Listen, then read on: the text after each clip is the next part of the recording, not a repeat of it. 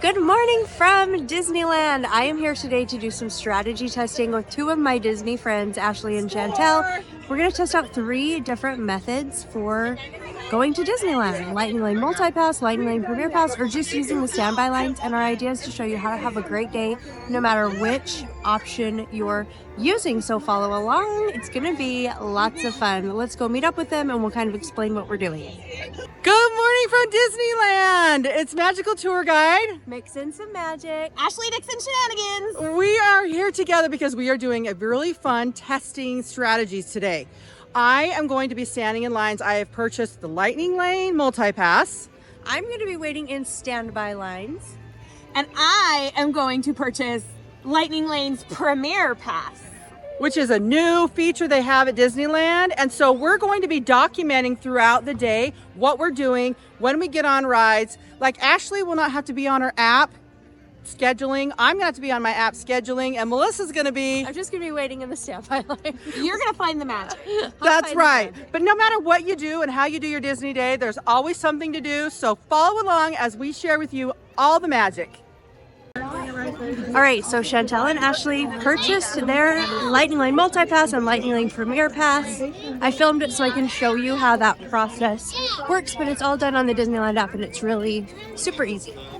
I have opened the Disneyland app, and right here on the home screen it is giving me the option to purchase the Lightning Lane Premier Pass for the day.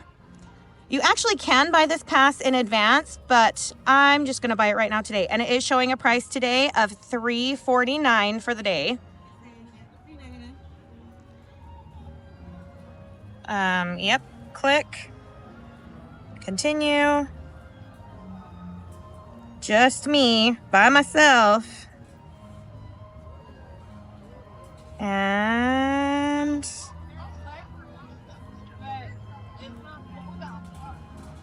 make sure you have the right credit card in there. Check out. La, la, la. Confirmation! And I should be good.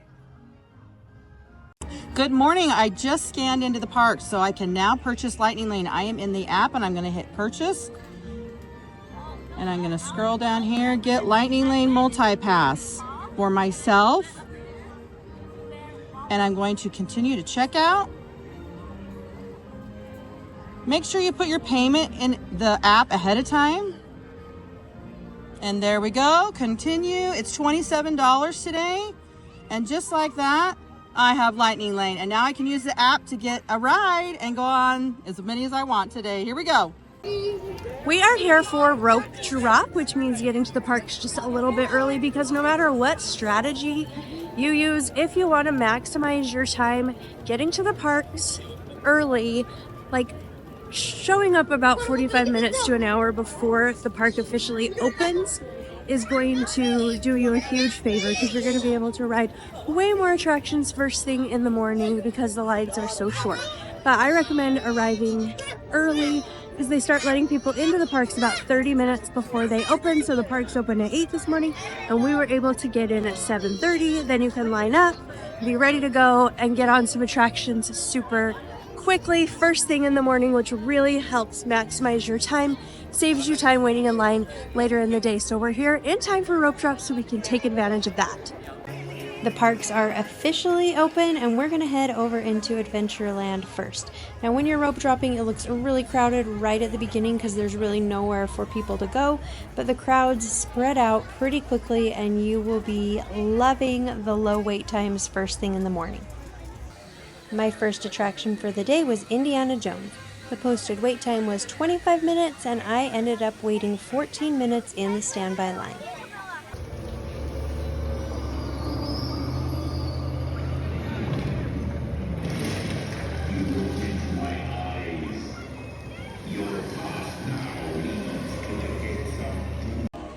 My next attraction was Jungle Cruise, and I was able to just walk straight on to this ride. We're passing by. My friend Ginger here. Just please be careful because yeah, Ginger had a really rough morning this morning. So be careful because Ginger knows walking it down. So we're going to be entering into our seat. Up next was Big Thunder Mountain Railroad. Posted wait time was 5 minutes, and I waited for 5 minutes in the standby line.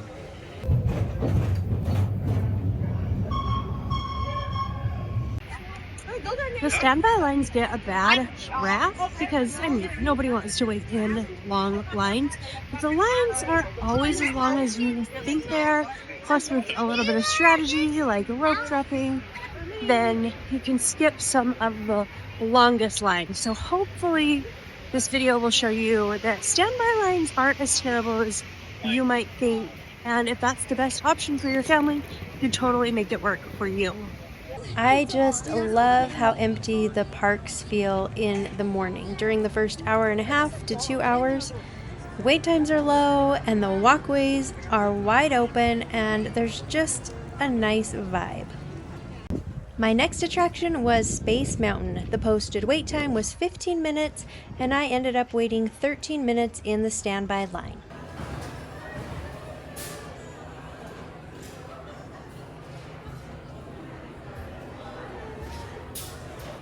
Matterhorn bobsleds was up next. The posted wait time was 20 minutes, and I actually ended up waiting only 5 minutes in the standby line.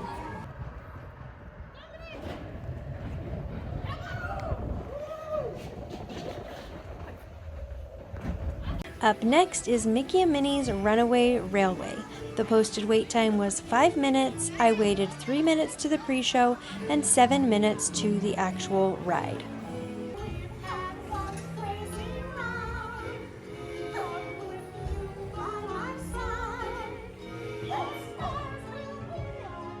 My next attraction was Alice in Wonderland. The posted wait time was 20 minutes, but the actual wait time ended up being 30 minutes. The ride went down for about 10 minutes while I was in line, and so that added to my wait time.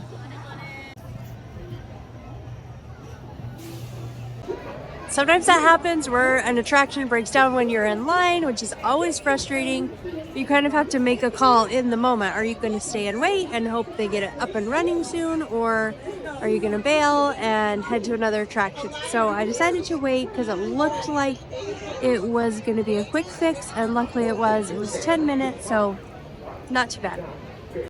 It is about 10:30. I've got a ton done this morning, and I am ready to eat breakfast. So if you are going to rope drop and try to get a bunch of rides done first thing in the morning, then I recommend coming to the parks either already having had breakfast, so you don't have to worry about it, or waiting until later to eat breakfast, because if you stop at like 8:30 or 9 to eat breakfast, you're going to miss out on some really low wait times. So the parks are starting to feel busier, so this is a perfect time for me to take a break and eat some breakfast. I love the Red Rose Tavern for breakfast, and on this visit I decided to try something new. I went with the maple French toast sandwich. It was delicious. It was so big though, I wished I had someone to split it with. I'm getting ready to hop over to California Adventure Park because it's 11 a.m. You can start hopping at 11, and there are quite a few rides over there that are big e-ticket attractions that I want to do before the parks get too crowded this afternoon. So I'm going to hop over there for a while, and then I'll be back to Disneyland later in the day to do some of the other rides that I haven't got to yet. Now, some of you I know are saying, why didn't you do Rise of the Resistance? And I'm saving that for later because I have a little hack that can help you wait as little time as possible. I'll tell you about that later tonight. I hopped on over to California Adventure Park, and about now things started to feel more crowded than they had been feeling, and wait times started to be longer, which is to be expected. My first ride over at California Adventure Park was Guardians of the Galaxy. Posted wait time was 50 minutes, and I ended up waiting 52 minutes to the actual ride.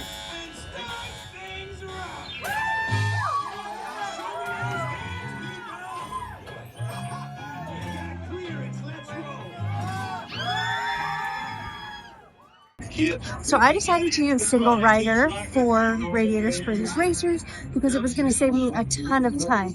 Now there's quite a few attractions today that I am not going to use single rider on, but I'm going to use it for a few rides just so you can see the time saving difference. But I know there's a lot of people out there who aren't able to use single rider either because their kids are too young or because their group doesn't want to split up.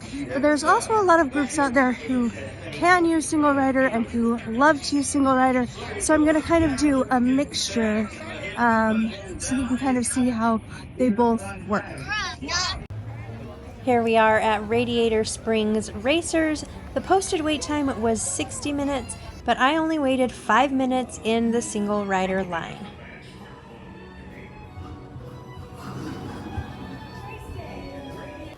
It's starting to feel a lot more crowded over here at California Adventure Park. I'm gonna head over to Pixar Pier and the Incredicoaster. The posted wait time for the Incredicoaster was 15 minutes. I ended up waiting 13 minutes in the standby line.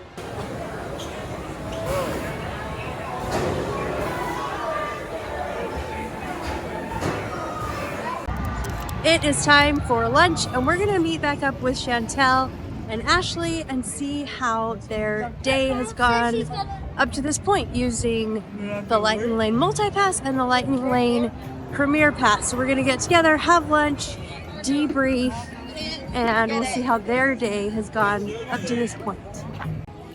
I mobiled my lunch from Lucky Fortune Cookery. I got the kids meal. I love their teriyaki chicken kids meal. It's just the perfect size when you're not starving but just need a little something. We have reconvened. It is lunchtime. We are full bellies. We are ready to tell you what we've been doing. So let's start with Melissa, who's been doing the standby line. Okay, standby line. So far, I've done 10 rides before lunch, which was at 1 p.m. So I've done Indiana Jones, Jungle Cruise, Big Thunder, Space, Matterhorn, Runaway Railway, Alice in Wonderland. I had breakfast. That's important. Guardians, Racers, and Incredicoaster. You did a lot. 10 rides before lunch. Pretty good. That is very good. All right, Ashley, you have the Premier Pass, which means you don't have to book anything. Nope, I just walk on like a princess. It's fantastic. So from rope drop to lunch, I have done 17 rides, some standby, some lightning lanes. Storybook Land Canal, Dumbo, Snow White, Mr. Toad, Carousel, all of Toontown, so Chippendale's Go Coaster, Mickey and Minnie's Runaway Railway, Roger Rabbit, Matterhorn, Nemo Subs, Autopia. Then I got a cream cheese pretzel and Diet Coke. Then Space Mountain, Buzz Lightyear, Star Tours.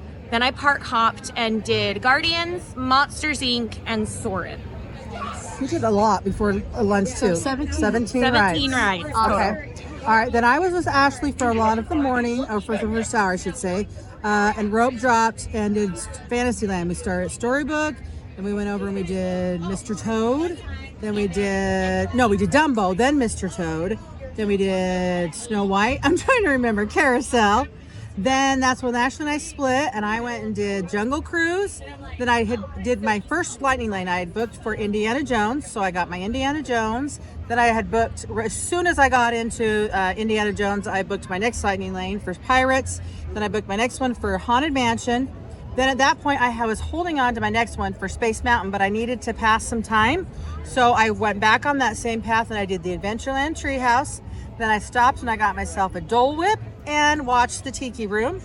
Then went over, did Space Mountain, got off Space Mountain, and I booked my next Guardians of the Galaxy over in Disney California Adventure. So I park hopped, ran into Ashley again, quite by accident. Went on Guardians and then went on Web Slingers, and I am currently holding my Toy Story Lightning Lane, and I'm going to Toy Story. We're going to split up now. We've eaten lunch. Go team. Actually, you know what, Ashley? I think I might do single rider because I can do a single rider. We decided we can do 3 single riders if we want to. I might go do single riders, racers, and maybe you do your lightning lane. That would be awesome. Because yours is included with the Premier Pass, correct? I'll just go to Toy Story by myself. Okay. All right. Go team. Next up, I'm headed to Toy Story. Ashley and Shantelle are headed to Toy Story also, but they both have lightning lanes and I do not. I'm doing standby. So the posted wait time for Toy Story was 60 minutes. It got real bad. Let me tell you what happened. All right, I just waited in line for 70 minutes for Toy Story, and then it broke down, and I waited a few more minutes, and then they made an announcement that said everyone had to get out of line because it was broken. 70 minutes. Oh, it's the worst. That's one of the things that happens, though, but to put in that long for nothing is rough. It's kind of a low blow, not gonna lie, but I'm gonna go on some rides that have super short wait times. A lot of the bigger attractions have longer wait times right now, so I don't have it in me to stand in another long line right now, so I'm gonna go do some other things that are going to be fun that don't require waiting in a long line. Next up, I picked Little Mermaid. The posted wait time was only 10 minutes, but I ended up waiting 17 minutes in the standby line.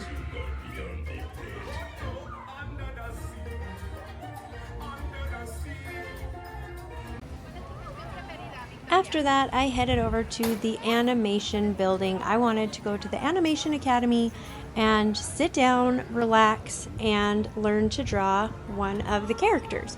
So if you don't know, the Animation Academy is a little class that is taught by a Disney animator, and they walk you through a step-by-step process of drawing different Disney characters. It's really fun. Your kids are going to love it. If they're too small to really follow step-by-step instructions, then they'll give them a coloring page with some crayons. But they have this board where they tell you which character will be drawn at what time. And I was there right about 4 o'clock, and so I got to draw Dumbo. Now, I'm a terrible artist, so please don't laugh when I show you my Dumbo drawing. There's the animator's version. You saw it there real quick. And here's my Dumbo. Oh, so sad.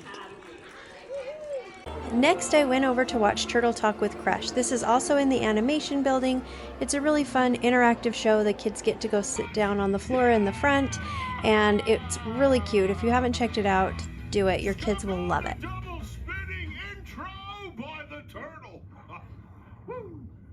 Whoa. Kill the motor, dude. Check out all the humans in the human tank.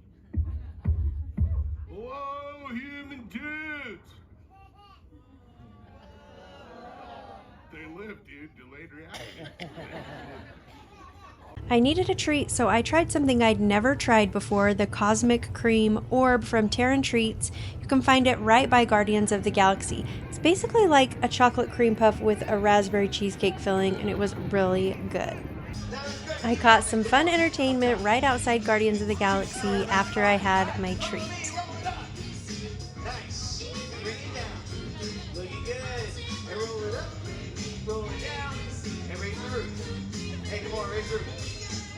Before I hopped over to Disneyland, I wanted to make sure I rode Monsters, Inc.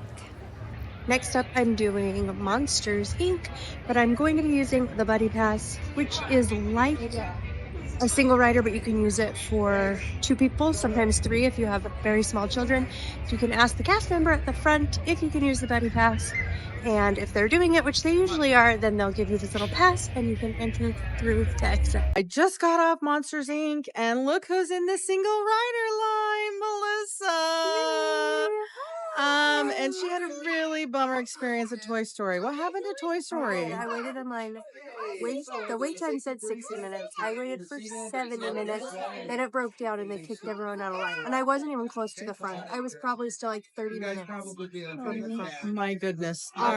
That's terrible. All right. Well, she's moving up here. I just wanted to say hi. I'm going to hop over to Disneyland. We'll see you at dinner time. Oh, bye. The posted wait time for Monsters, Inc. was 45 minutes, and I ended up waiting 12 minutes with the Buddy Pass. Mickey's PhilharMagic was just getting ready to start as I was walking by, so I decided to watch that before I hopped back over to Disneyland. I am hopping over to Disneyland. I'm super excited because my coat's over there. It's just so cold. Oh, sorry, I gotta make sure I don't run into anybody while I'm walking. But decided to hop back over to Disneyland. DCA was a little rough. I mean, I got some stuff done right when I first hopped over around 11, but then it just got crowded and lines were long. Luckily, I was able to do Mickey's PhilharMagic and Turtle Talk with Crush and Animation Academy. Use the Buddy Pass for Monsters Inc. That helped a ton. And now I'm heading back over to Disneyland, and I'll be here for quite a while because lines are usually the highest from 1 p.m. until about they start to kind of calm down around 7-ish, but as soon as the fireworks are finished, there's a mass exodus from the park and lines get way shorter, which I'm looking forward to because I have some rides that I really want to do before I head home tonight. So looking forward to shorter lines and my coat. I made it back to Disneyland and it's still pretty crowded, wait times are still pretty high, and I don't want to get stuck in another long line. So I decided that a show would be the best bet for me. So I'm gonna head over to Walt Disney's Enchanted Tiki Room and catch the show.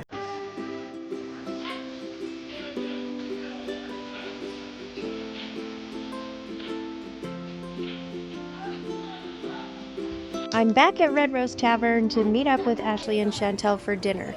I got this Burger Fantasyland Fair fold, and it looks kind of disgusting, but it's actually really good. I enjoyed it. Here we are. We just finished our dinner and we decided it's time for a recap. And we're going to talk about everything we were able to do from the last time we checked in at about 1-ish at lunchtime.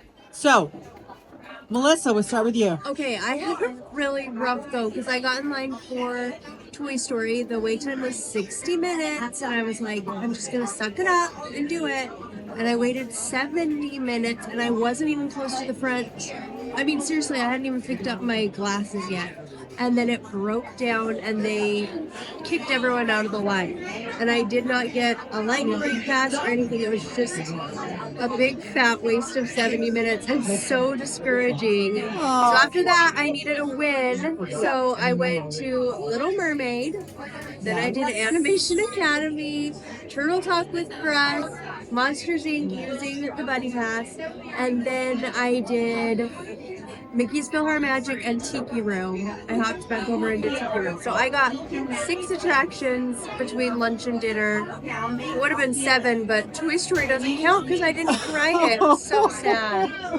Sad. But you were able to fill in the times when the lines are really long in the parks. If that you got other things you want to do, or you don't want to just do nothing, she had great filler options. Yes. So that's good. And it was fun. I'm never showing anyone my Dumbo drawing though from Animation Academy. It's so bad. Oh, Okay. that's funny. Okay, all right. Next, okay, so I have the Lightning Lane multi-pass, and from lunch till now, this is what I did. So Ashley and I did several rides together, actually. We did Toy Story, then we did Incredicoaster, we did Jesse's Critter Carousel, Goofy Sky School, Little Mermaid, and then we did the fun thing I already showed you with racers, where we got in line and she did regular Lightning Lane and I did single rider. Then after that, I did Soarin' over California, Monsters Inc. Then I hopped to Disneyland and I rode one of the Main Street vehicles.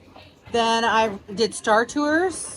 Then I did Buzz Lightyear, and I got Big Thunder Mountain, and then came over here to dinner. So I was able to do 12 attractions. Nice. That's huge. Yeah. Huge. Yeah. What about you, Ashley, Premier Pass? what did you do? Pulling up her list. You talking about Toy Story, your experience with Toy Story was giving me flashbacks of Universal Orlando last year. No. Yes, if you guys want to, we did the challenge like this at Universal Orlando last year. I will put a link in the description and you can go watch that video and watch Ashley's day, because we got to skip the lines and Ashley had Like, to I do have so standby. much empathy for you because this was me last year. Well, I only did it with one ride. It happened to you with like 4 in a row. 4 in a row. It's terrible. But at least you didn't cry in the Tiki didn't. Room. I cried I on the didn't. carousel. So, okay, so between lunch and dinner, I did a bunch of rides that Shantelle said. So, Toy Story, Incredicoaster, Jesse's Critter Carousel, Goofy Sky School, Little Mermaid, Radiator Springs Racers.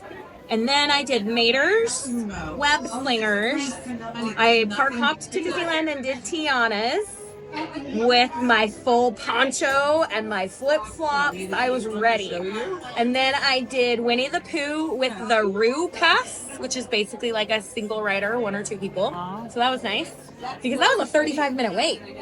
Wow. Great. And then Rise of the Resistance, walked right on. Right into the room with Rand BB-8. It was fantastic. It's because she has the Premier Pass. Premier Pass lets me do Lightning Lane there, which is cool. And then Millennium Falcon, Smuggler's Run. So, some big ticket exciting things, but also between lunch and dinner, I only did 12 rides. Which is a lot. That's a lot of ride, but she's right. Yeah. We both did 12 rides in the same amount of time. So there's a lot more that we can like digest when we look at actual wait time between the 3 of us and everything. We'll dive more into that later. Yeah. But interesting so far. Yep. All right, ladies, ready, set, go. Let's go. After dinner, I went on Pirates of the Caribbean. The posted wait time was 30 minutes, and I ended up waiting 17 minutes in the standby line.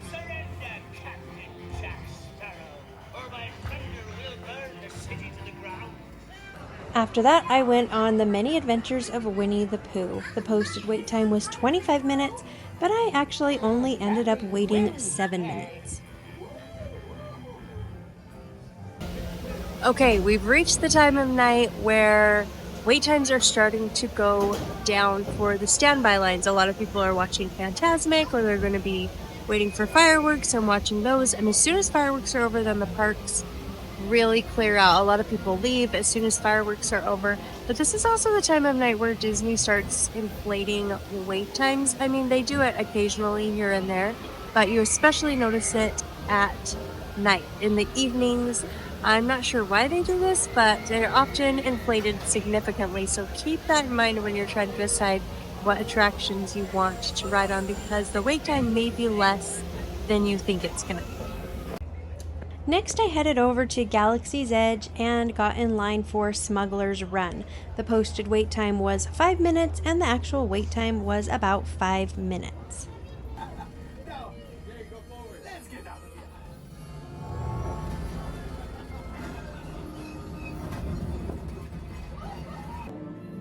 Next up was Rise of the Resistance. This attraction closes earlier than the other attractions at Disneyland.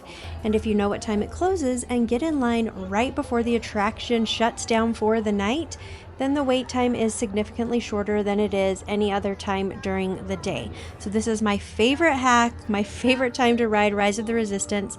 We got in line at 9:50 and we only ended up waiting 20 minutes, which was pretty amazing. Usually I end up waiting even less time. The shortest I've waited, I think, was 10 minutes. So if you don't want to wait in a long line for Rise of the Resistance, this is a really good way to do it. The proof, it only took us 20 minutes. So there you go, Rise of the Resistance at the end of the night. Nice. I'm about ready to end my night. It's been so fun, but I wanted to walk around Fantasyland for a minute and kind of show you how low the wait times are right now. It's almost 11 p.m. and let's walk around and check wait times, because Fantasyland is really quiet the last hour that the parks are open.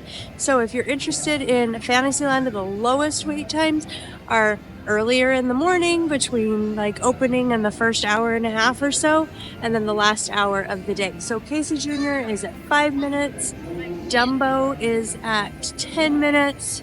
Let's go over here and see some of the other ones. There's the carousel, that's a 5 minutes. Over here, Mr. Toad's Wild Ride, that says 10 minutes. Peter Pan is going to be long. I mean, Peter Pan is always about 30 minutes, but I mean, right now I can see the line from here and it doesn't look that bad. It's probably about 30. Pinocchio over there is 5 minutes. Snow White, that's at 5 minutes. Let's see what Peter Pan says. Peter Pan says 30. So there you go. Not a bad time to be in Fantasyland. All right, thank you so much for following along today. I'm heading back to the hotel, super tired, and I'm so cold. I can't stand it. So we're going to debrief and talk about all of our experiences using Standby Line, Lightning Lane Multipass, and Lightning Lane Premier Pass tomorrow, because we got to go to bed. So we'll catch up tomorrow. All right, we are sitting at the airport. We're here to do a wrap up, kind of a review of what we did yesterday with our Lightning Lane strategy testing. And we've got some notes here, so we just wanted to kind of give you a brief overview of how we felt and what we thought about what we did yesterday. So we're going to talk about how many attractions we did and then our thoughts with each individual thing that we did. Melissa, you want to start? I was doing the standby lines. I started at 8 a.m. rope dropping and I ended at about 10:30. I stopped going on attractions at that point because I was just too tired to keep going. I was able to do 19 attractions, which is pretty darn good. I feel like the first half of my day went way smoother because the crowds were just lower. So I was rope dropping and I was able to hit a bunch of things and check a bunch of the big rides off my list. And I did a ton of those big e-ticket rides, which was great. But then the afternoon I just got bogged down with wait times and it got kind of tedious waiting in the long lines. And then once the evening came around, then the lines got a little bit shorter and it was easier. But I would say if you're doing standby line, take the afternoon and do something different. Don't stand in a 70-minute line for Toy Story because it's awful, like torture. Go and do the Animation Academy. Go do Sorcerer's Workshop. If you're at Disneyland, do the Tiki Room, the Castle Walkthrough, or take a break and go back to your hotel and swim or nap or anything but standing in long lines in the middle of the day. It's just awful. But overall, I had a really good day. I wish some of the lines had been shorter in the afternoon, but waiting in line is just part of the game sometimes at Disneyland. That is very true. I think you did lots of great things yesterday, and I was able to do 34 attractions, which I think was a lot. But I feel like I was, booking lightning lanes, and I was on my phone, which that's not necessarily a bad thing. But I was the only one in charge of doing that. So like if you need to have one person in your family that's in charge of booking the lightning lanes. But I think my biggest takeaway was I was always holding a lightning lane. I always had something that I was ready to go on next. When you're holding a lightning lane, as soon as you scan in and you go on your next attraction, like I showed you in the video, make sure you get your next lightning lane and book it, even if you don't like the time, because then like I showed you, also you can modify. So you can modify that time throughout the day. I did find that it was easier in the morning to do more attractions, and Ashley and I actually did a lot of attractions together at the same time, and she'll talk about that, how that's kind of interesting. But I feel like Lightning Lane Multipass is really helpful when you want to do rides. If that's what your goal is, you definitely want to know how to use the Lightning Lane Multipass. Don't just be like, okay, I'm going to buy this and figure it out the day of. No, do some homework, make sure you understand it, get in the app, look at it, understand how to find things in the app so that you are very efficient with it, because if you're on your phone and you don't know what you're doing, then I feel like it's a waste of your money. But is it a good value? I feel like yes. All right, Ash. So yay, Premier Pass. I use the word splurge because spending $350 to $400 for one day on top of the price of your park ticket per person, like the way my voice is like, you can tell how I feel about it. That is expensive for the average human. But I was able to do 42 attractions, which feels like a lot. My goal was sort of like, what if I could do almost every ride in both parks in one day? That would be nuts. So, but I did stay until park close. So I was there from rope drop to park close. Besides the hour that we took sitting down for lunch and then the hour that we took sitting down for dinner, other than that, I was like, go. Because I really was like, I have invested this huge amount of money into this one day and I'm going to milk it for everything that it's worth. So I feel like I did great. There were a couple of things that maybe weren't the best choices. because I did get it stuck in my head that I wanted to do every ride, which means, you know, randomly I waited like 30 minutes for jumping jellyfish. Who does that? So mistakes were possibly made. But I think one of my biggest takeaways is, for as much money as Premier Pass costs and as much money as multi-pass costs, it's just astounding to me that multi-pass Lightning Lane people and Premier Pass Lightning people use the same line. So Shantelle and I were together a lot because she was able to make a Lightning Lane, modify it to be like a quick return time, and then I would just walk onto the ride with her. So I feel like at the price point, there's a lot of improvements that could possibly be made to make Premier more awesome. The best part about it is I didn't have to be on my phone. Like, I didn't have to be booking anything. I could just waltz up to any ride that I wanted at any time and get on into the Lightning Lane, which was great. So if you have it in your budget, this is a once in a lifetime trip, and you don't want to have the hassle of feeling like you're on your phone trying to book and modify for everybody, then it might be for you. But I really hope, Premier Pass is relatively new. It's only been around at Disneyland for a few months. I really hope that they will make some modifications to make it even better than it is now. Yeah. We also wrote down in each park how many Lightning Lane attractions there are. And in Disneyland, Ashley did 13 of the Lightning Lane attractions. I did 10 and Melissa did 7. So we found that was interesting. We all did Rise of the Resistance. And then over at California Adventure, we both did 8 and Melissa did 4 of them. And then there's one that we all did, which was Radiator Springs Racers. So I feel like if you are, depending on your group, you decide what's best for you. We all 3 had a great day, and you know, you can't go wrong. So ladies, that was fun. It was so fun. It was a cool challenge. It was fun. I hope you enjoyed watching, and if you have any questions, it was not a challenge. It was a strategy testing day. I think overall, we just had an awesome day. All 3 of us, no matter what we were doing, you can't go wrong at Disney. Just find the magic. Yep, it was fun. Bye.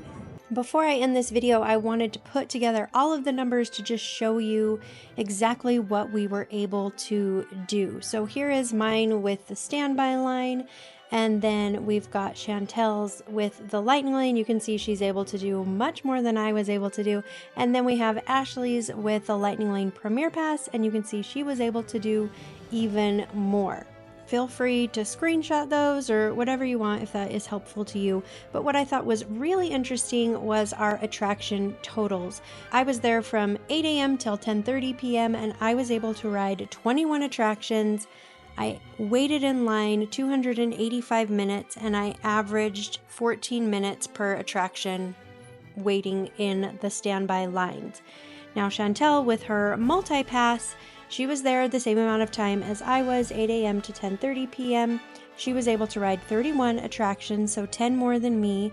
She waited in line a total of 279 minutes, and her average wait time per attraction was 9 minutes. And then we have Ashley with her Lightning Lane Premier Pass. She was there longer than us, so she was, of course, able to get in more attractions, but the Lightning Lane Premier Pass helped with that a lot also. So she was able to do 42 attractions. Total time she waited in line was 316 minutes, but her average wait time per attraction was 7.5 minutes. So hopefully this was helpful for you. If it was, we have a whole recap video that is coming out. Make sure you check that out, where we deep dive and really talk about our experiences and what we collectively think is the best way to tour Disneyland. So keep an eye out for that. Thanks so much for watching. We'll talk soon.